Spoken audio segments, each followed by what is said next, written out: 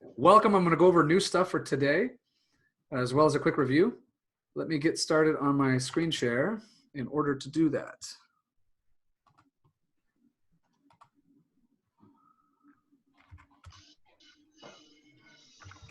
Give me a moment to set it up.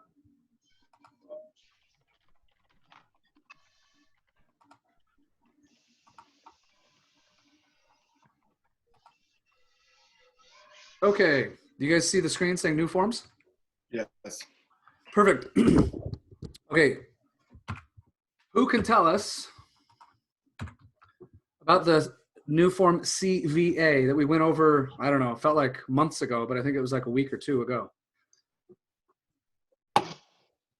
Who can tell us about it?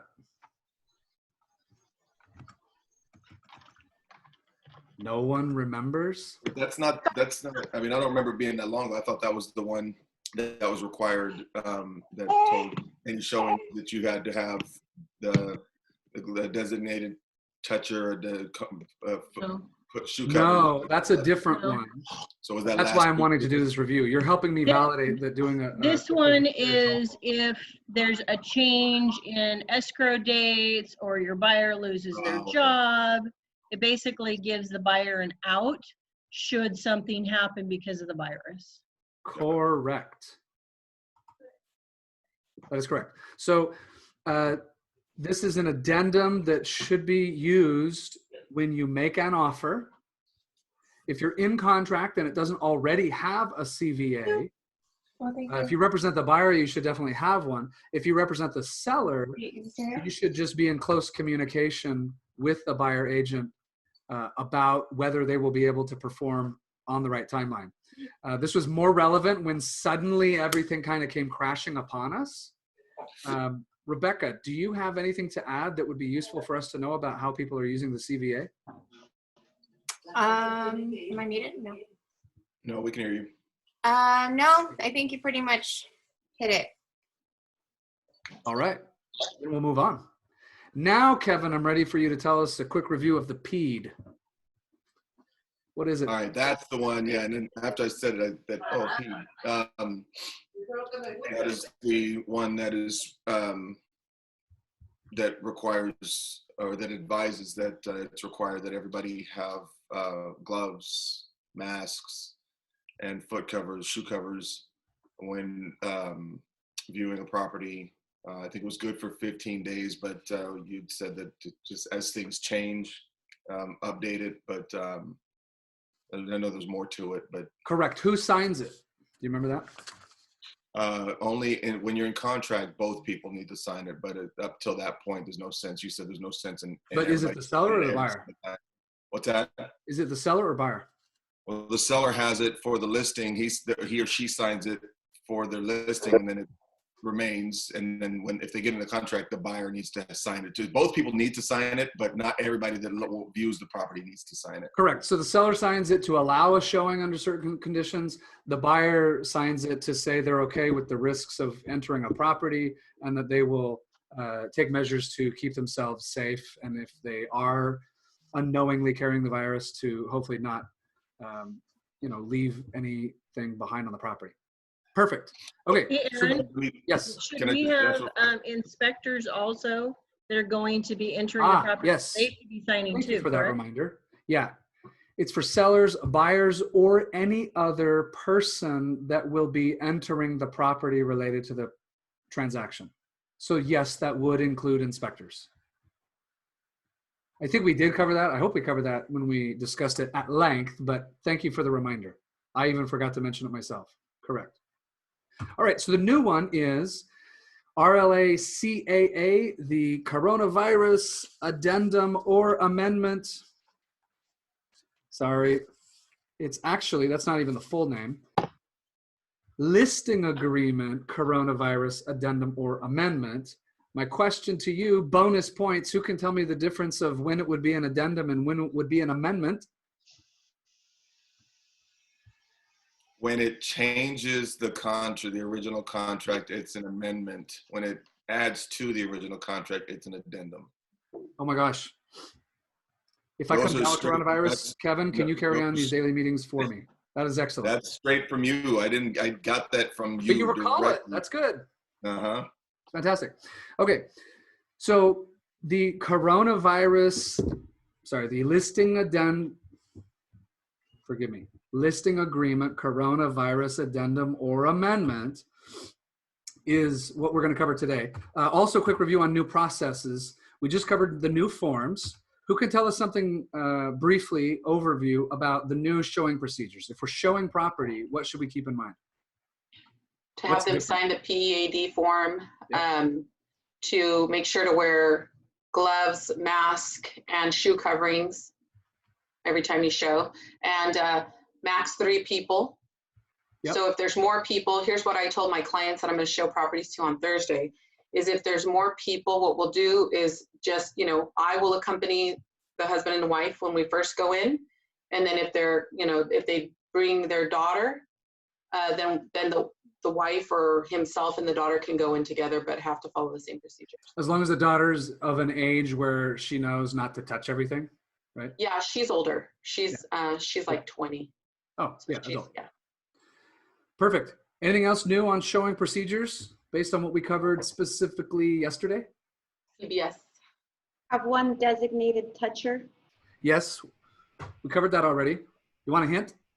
CBS code. The lockbox, you have to check in with the listing agent if there is a code on showing. Correct. And you probably will need to submit a buyer-signed PEAD form to the seller's agent before you might get access or permission to show the property. But also CBS codes.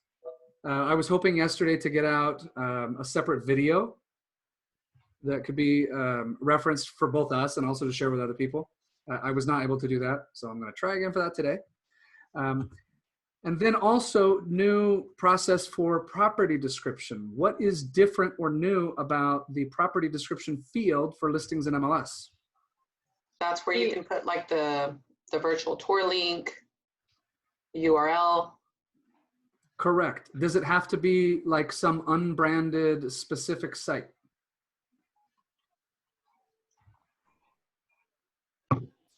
No. So can what be is the criteria for Facebook. what type of URL? This is a trick question. I think it could be, as long as we could take the video ourselves and we could have uploaded it. It doesn't have Correct. to be. Is that what you're So- saying? Yes, that is. There's no restriction. So it's kind of a trick question. But that's very different than it was before. It used to be that even in the designated virtual tour field where you could put a virtual tour link, even then they were very strict that it had to be an unbranded tour. It couldn't link to your YouTube page. It couldn't even link to a page that said, hi, I'm the seller's agent. Please contact me for more info. It had to be unbranded or like white labeled. Like, here's the info, period, that's it. So what's different is not only can you put it in the property description, but it can now also be just like whatever you want. Now, there's obviously some trust being extended to MLS members to use that judiciously, right? If it goes to your, one-page cell form to be put on my list for hot new properties with one picture, then probably you're pushing your luck, right? But as long as it's a good faith effort to demonstrate the property either by virtual tour or by video, then you can use any URL. It could be something on Facebook, on YouTube, on your own website, whatever you want. All right, so really quick, the new document, the listing agreement, coronavirus addendum or amendment, this is a picture of the first page, but it is actually a 2-page form. And here's what you need to know about it. Number 1, it is required of all existing listings and all new listings going forward. So if it's an existing listing, you'll be amending the agreement. If it is a new listing, this will be an addendum to your listing agreement. It accomplishes the following. It puts the seller in a position to state in writing whether they do or do not authorize showings in light of risks with coronavirus. It also states what are the seller's specific prerequisites before a property can be shown to a potential buyer. And I'll show you that language on the form in just a moment. It also specifies, or has the seller specify, specifically what actions and activities can be taken and cannot be taken on the property. Like who can go to the property for what purpose. I am okay with these things. I'm not okay with those things. And you should, with a listing, especially if it's not already in contract and showings may continue to take place, even if showings are not taking place, but you will now be expected to upload this as an attached document to your listing in MLS along with the PEAD form. And the reason is so that you are communicating to other buyer agents that it's not just you making up what the rules are, you're showing that this is your client's written instruction as to who can see the property and under what circumstances. Oh, we'll go to quote of the day in a moment. Let me switch quickly to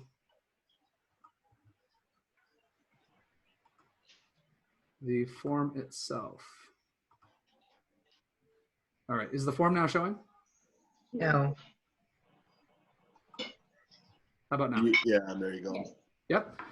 All right, so first paragraph is saying, we're doing this because of the COVID-19 pandemic, and that this agreement stays in force until either we're all authorized to resume life as normal or until we cancel the listing agreement or specifically this addendum. Then, as we mentioned, it talks about whether the seller does or does not agree to property showings. You can see that the default is that the seller does agree. If the seller does not agree, then they would check the box, okay? And even then it says that people are allowed to enter the property as specified below. You'll see it also references that the seller has been provided a PEAD form. This is a link that you'll want to, oh, that's cool, right there. This is a link on CAR's website that kind of gives an overview, actually not an overview, very detailed instructions of every single new form. And this is not the last new form. It is like an almost daily thing. So I'm glad that you're here. So let's see, it reviews in paragraph 1 what the PEAD does. And then in letters B and C, the seller is given the option to put additional stipulations. Again, the reason here is if we're trying to minimize showings to just the necessary ones, then this gives the seller the option to say, well, even then, I don't want just any interested Tom, Dick, or Harry to come through the property. Maybe I also want to make sure that the buyer has been pre-qualified. Now, this has always been something that can happen. Sometimes it happens on luxury or high-end properties when it's like, look, if you're not going to buy this $1.6 million property, I don't want you going through it. But this may become a more commonplace prerequisite to seeing the property, okay? So if the seller wants to limit it only to people that have first provided you as their agent with a loan pre-approval or proof of funds, then they would mark box B. If they're okay without it, then they just leave it blank. And then also, rather than first exploring the property in person, the seller can say, I want to make sure that this is kind of like a finalist property, that this is a property that's already been, quote, viewed online. Now, certainly every buyer has already probably seen the pictures. We would hope so. But, sometimes there's those cases where an agent might say, oh, look, there's one down the road too. Or the buyer says, hey, what's that one 2 doors down? Can we look at that one too? So certainly this would clear that out. This isn't that meaningful if you don't have a virtual tour, but if you have a virtual tour, maybe that's a helpful thing. Okay. Any questions about paragraph 1? No. All right, moving on to paragraph 2. This then is where the seller specifies what activities can take place and what activities cannot take place. Okay, so seller would mark the things that they are okay with. So they don't mark anything, it means they're not okay with anything. So make sure that you're understanding what the default here is. The default is nothing happens unless they mark a box, okay? You can see here they are, allow someone to come in to do a virtual tour or take pictures, to install a sign. Gee whiz, set foot on the outside of the property. I hope that's okay. Prepare an avid, conduct a homeowner association site inspection, prepare an appraisal, obtain government. I don't know that F is going to be relevant. I'm not aware of any municipal or government inspections or permits that must take place. So we can probably skip F in most places. I don't know, maybe Daly City has one. Put up or remove fumigation tents, prepare a home inspection or necessary follow-ups, perform repairs or improvements to get the property ready for sale or to do bids, conduct a final verification. This would be your Form VP towards the closing, and then pack and move seller's furniture or belongings, and then anything else that you might put in there. Okay, so if you can see here, this is super important. I wish it was in all bold. Can someone read this for us? Christy Juarez, can you read this for us? If seller elects to limit the if seller elects to limit the access to the property for post-acceptance activities, seller and broker are advised to, and I have to move this little thing, to modify and review the purchase agreement to reflect seller's elections. So based on, let's suppose, for example, that the seller authorizes most things, but they do not authorize perform repairs, that they do not authorize conduct a final verification of property. What would then we need to do once we're in contract or negotiating terms of the contract? State that on the counter offer? Correct. We would need to make sure that these seller instructions are accounted for in the actual RPA, the purchase agreement itself. So where normally the purchase agreement, for example, gives the buyer the right, and I've really hammered this point that the VP is one of the most important documents in the entire transaction as far as limiting agent's liability. But if the seller has said, I will not allow it, and then you enter into contract giving the buyer that responsibility, you now have a conflict. And the negligence would be on the seller's agent, who knew in writing based on this instruction that it was not okay, and then later you've got a purchase agreement, you got a buyer wanting to do their final walkthrough. And the seller, you know, if they remember what they signed, are going to say, no, remember, we even covered this territory. I'm not allowing it. So you want to make sure that if you've got a listing, that you've got the terms of this, what is it again? RLA-CAA, front and center. This is why we want to put it in the attached documents. When you get an offer, you want to make sure that if these terms are not already accounted for, that you include them. Okay? So you may want to say, you know, per seller's written instruction, buyer is not permitted to conduct a final verification of property. And if you really want bonus points, you might even reference that paragraph, you know, and say something like, paragraph 18B is deleted from this agreement. That way we know exactly what we're talking about. If you have questions about how to draft that kind of language, if you're using a TC, you can ask your TC. Feel free to check with Judy and or myself as well. We're happy to help you, and I'd rather, you know, help us set up a contract to be correct in the beginning. Now, if you are a buyer agent and you see a RLA-CAA attached, what should you do in drafting the purchase agreement? Go over that with your clients. Exactly. You should make sure that your offer accounts for these things. And if the buyer is like not okay with a certain thing, then it's something you'll need to discuss as you're preparing and negotiating that offer, right? Now, here's an important implementation question. You've got a buyer, you've shown property, they like the house, you either forgot to check MLS attached documents or you checked and there isn't anything there. What should you do? Call the agent. One more time. Call the agent before writing the offer. Call the agent before writing the offer. That's always a good best practice, especially now. What would we want to cover or ask?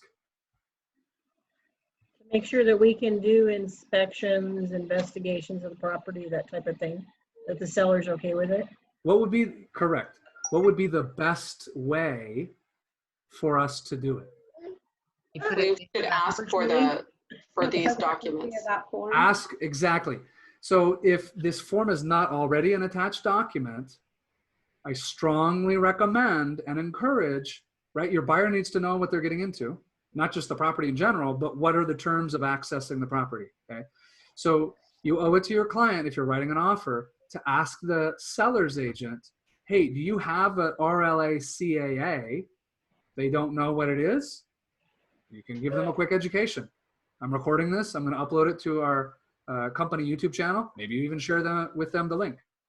But I'm going to strongly recommend you'll want to ask them to please have their seller complete the form RLA-CAA and send you a copy so that we know the agent's not guessing, so that we know that the seller isn't saying something today and then they're going to change their mind tomorrow. Of course, they can change their mind even if they've signed this. They would just update that written instruction, okay? But it's important that for both agents and for the seller and buyer, liability and clarity, that the buyer be aware of what these terms are prior to entering contract. Now, if you represent a buyer and you're in contract currently, I strongly recommend you go through and you ask the seller's agent, hey, what about each of these things?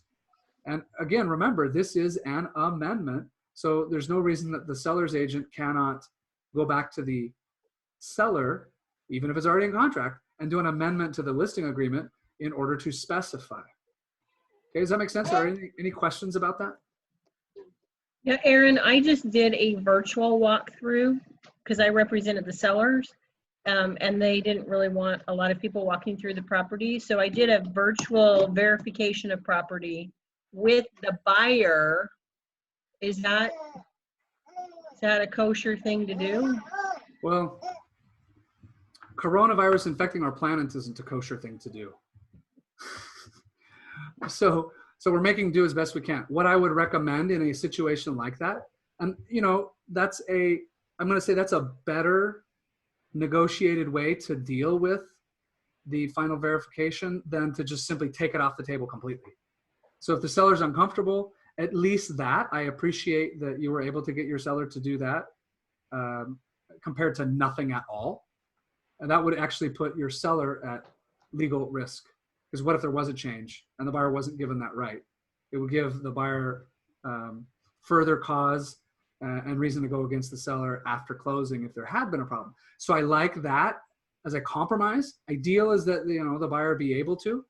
But what would be, Karen or anybody else, what would be a good way to express that intention of the seller? There's not a pretty little box here to check because it's not exactly conduct a final verification in the way that the purchase agreement has it, where the buyer has the right to enter the property for that purpose. So what would be language, just as an example, that you might write into box L? Any guesses? Virtual. Go ahead. Or you can do a virtual walkthrough. Seller's Listing, agent may display property through, Oh, the actual verbiage, yeah. through a video conference directly to buyer and buyer agent in lieu of buyer accessing property. Something like that. You can tell though, right? We left the reservation a long time ago with like normal behaviors. So I have a question, Aaron. yes. If I'm the buyer, I would have a problem with not being able to actually physically go in there and see for myself. And I think that most buyers are going to be just like me. I mean, you're putting your money on the table. And so I think that we really need to have a conversation with the sellers and remind them of that and see if there's any way. I mean, if that's what they prefer, then fine, but they're really going to be pushing, I think, buyers away, My buyer though, Christy, the buyer on my property, they were fine with it because I just said, okay, where would you like me to walk to in the property? Like, I opened up under kitchen sinks, bathroom sinks, literally every spot. I showed baseboards. I opened and closed windows for her so she could literally see everything. And she was fine. And every time I finished a room, I said, is there anything else in this room that you'd like to see? So I think that we she still can, need to talk to the sellers and let them know that we may have some buyers like your buyers, right, but we may have some buyers like me who I Right. want to see it. I want to see it, and that we should talk to them about doing our best to try to accommodate that. I mean, at the end of the day, they were allowed to walk in with gloves, mask, foot gear, right? So maybe we should just have that conversation to say some people may be okay with it. Some people may really just want to see it in person. Yeah, Well, that's really good input. if they have that in the listing, can't you, if you're making the offer, put the stipulation in that the things they checked off that the buyer doesn't like is add that buyer has the right to verify property conditions and put Correct. that in So- contract. So like to Christy's point, if we represent a seller and we're going through and the seller realizes, gosh, that's a lot of people going in and out of my house. You know what? I don't know that I want to have anyone do anything. Then you're right. It would be fully expected for the agent to advise the seller, okay, a lot of people are going to need to, for example, do an appraisal. I don't know how they're going to sell the property or purchase the property. They can't get a loan because there's no appraisal. So we should always advise sellers of the trade-offs. I do want to be careful though. We shouldn't lean on them too hard. And this is just the same as any like price discussion or any other term of a contract, right? We have a fiduciary duty to advise, let people know the possible consequences, that not all buyers are going to be okay with things. But then we've also got, on the far opposite end of the spectrum, the idea that we want our seller to know that, we will support, it's just they need to be aware of what the trade-off is. But that if they don't want to, they don't want to. But definitely the buyer deserves to know that, ideally in the beginning, right? But Christy, one thing I've learned in the last few years is I used to think more people were like me, and they're not. So maybe not everybody's like you either, but maybe not everybody's like Karen's client either. They come in all different shapes, sizes, preferences. Some are really picky, some are pretty easygoing.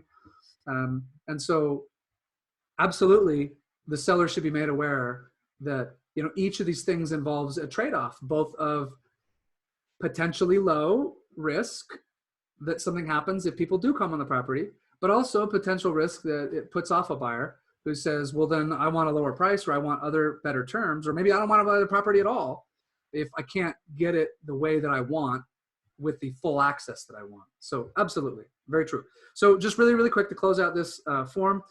If we're going to, change something in the marketing plan, you would specify that here. If the seller says, I'm not sure really that I want to keep my property on the market right now, you would also use this form. Oh, there it is. You would check the box of 4 if the seller wanted to temporarily move the property from off the market. Who can tell me what MLS status that would translate to? I just saw it the other day again. I can't recall. It's like in yellow though. Starts with an H. Anyone? Hold. Hold, correct. It used to be called temporarily off market. Now it's called hold. If you put a property into hold status, it means the days on market will not continue to count or rack up. I'm not terribly concerned about that, honestly, because like everything else on the market is going through the same thing. But some people really obsess over that. But it also means that people can't go through the property either. Okay. Scope of broker duty, and then anything else that you end up needing to write in here. Okay. So it's 2 pages, but it's really mostly 1 page. Any final questions or thoughts about this form? Yes, if the property goes to hold status, does that what does that do to the term, the length of the listing agreement? Oh, that is a good question. I'm going to hope that it specifies in here.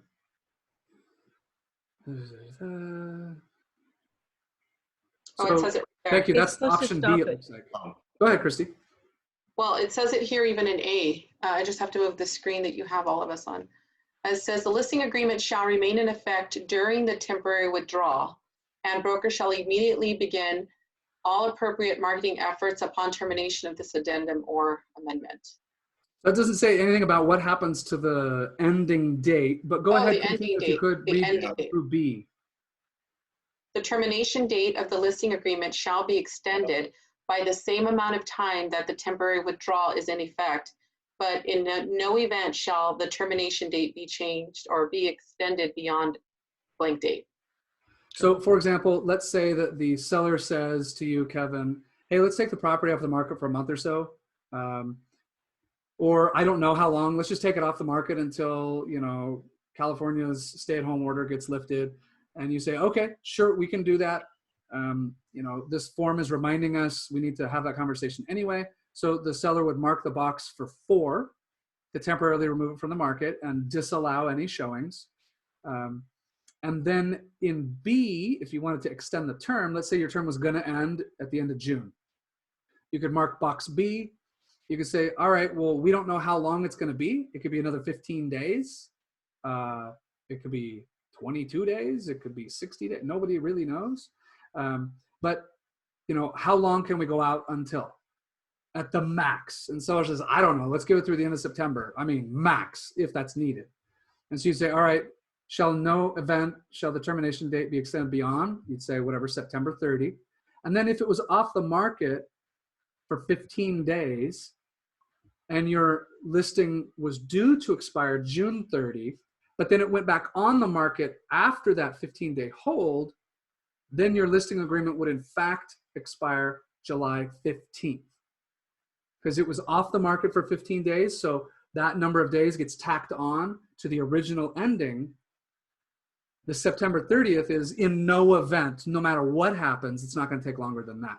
Does that example help? Yeah. Yeah, so then we wouldn't have to worry about getting, doing like an extension of the listing. This form would take care of that. Correct. It's kind of elegant in that it saves that separate step. That's correct. All right. Thank you. Fantastic. Anything else on that form? Okay, I'm about to end. I just want to do the quote of the day really quickly. Who can read that for us? Sonia. No, Karen. I appreciate that you're here, Karen. Do you mind reading for us the quote of the day as soon as it appears? Which Karen? Oh, Karen Phillips. Good point. Ah, Are you seeing the quote of the day screen? Yeah, Yes. but no quote. No quote, yes, but go ahead. Karen, take it away. if you just communicate, you could get by. But if you communicate skillfully, you can work miracles. Ooh, how does that apply to real estate? And for that matter, how does it apply to even what we spoke about just today?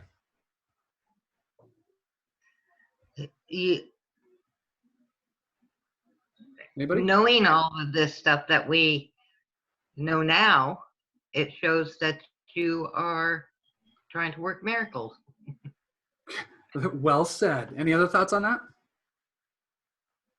I think it's knowing the difference between, or knowing the importance of how you say things that's skillful and is equally, if not more important than what you say. And you can get somebody who is dead set against something, saying no way, that might completely kill a deal.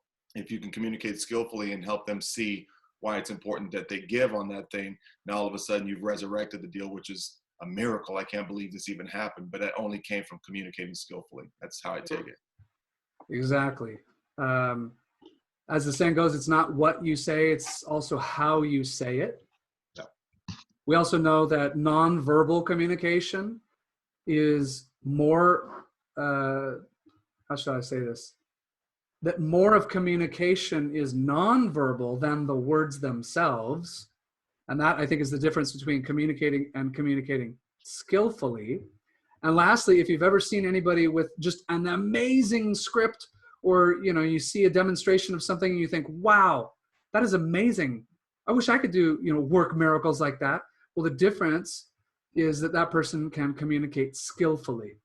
And so that is, I'm going to say, basically what agents do, right? We communicate with our clients. And so if we can learn to do that better and more skillfully, then we too can work miracles. All right, any final thoughts? We went over today, but there was a lot to cover.